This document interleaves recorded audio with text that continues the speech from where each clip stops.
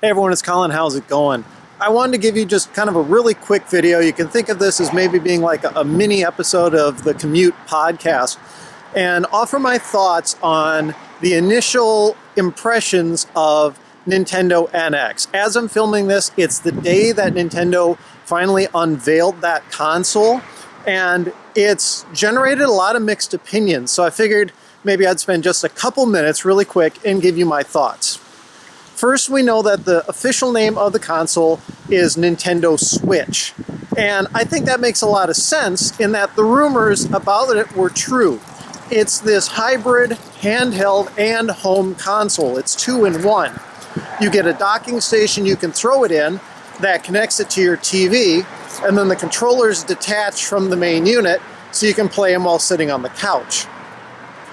I think the first bit of controversy amongst people is that form factor. It actually makes a lot of sense to me when you think that mobile devices really have become the future. We see more and more people consuming content and playing games on portable devices with personal screens.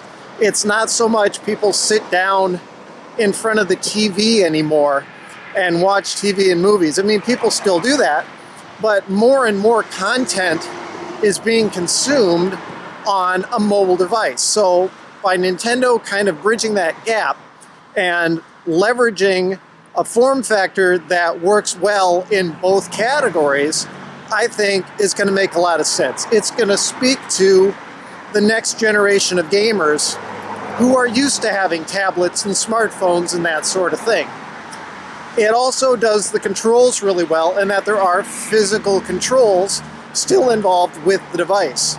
So you're not just selling a tablet to people. Nintendo is really selling them, in some ways, kind of the next generation of a Game Boy or DS, but with much more power. The screen appears to be much higher resolution.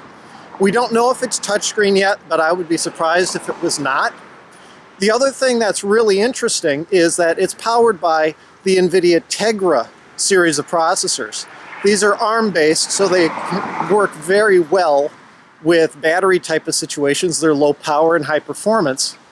But I also think it means that we're not going to be seeing much, if any, backward compatibility out of this console. It definitely won't play Wii or Wii U titles right off the bat, because the storage medium it uses are little cartridges. Nintendo's going back to cartridges instead of discs. So you won't be able to stick your Wii or Wii U game in there. And even if you could, it wouldn't play because the Wii and Wii U use PowerPC-based processors. So we may see some titles get moved over to NX, or I should say Switch, but they're going to have to be ports or recompiles.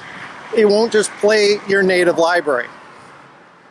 You know, some people have grown to become accustomed to Nintendo leaving backward compatibility in for at least one generation.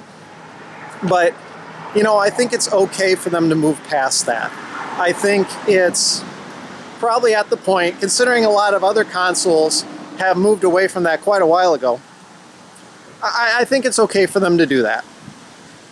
So I think Switch is really going to stand on its own, and it's ultimately, I think, also going to herald the demise of the 3DS.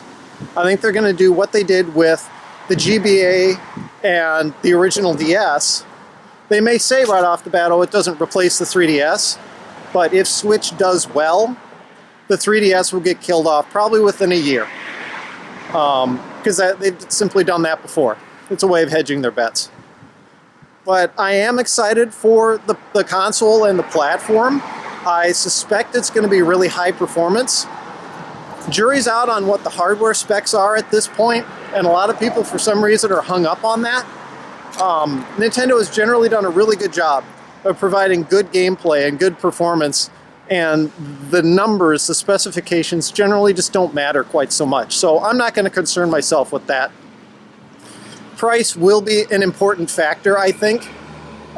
It'll probably be a bit more expensive than what a 3DS would go for, but I doubt it'll be a whole lot more, because Nintendo, I think, realizes they'd be limiting their market. So these are just my quick thoughts. I'm curious as to yours. Obviously, as time goes on and we get closer and closer to its March 2017 launch date, we'll get way more information about it, but initial impressions, I think, are pretty good. I think it's the innovation that Nintendo has kind of become known for in pushing the boundaries of gaming. And I guess we'll see where it goes from here. So leave your thoughts down in the comments below. If you like the video, I'd appreciate a thumbs up. Be sure to subscribe if you haven't already. Follow me on Twitter and Instagram at thisdoesnotcom. And as always, thanks for watching.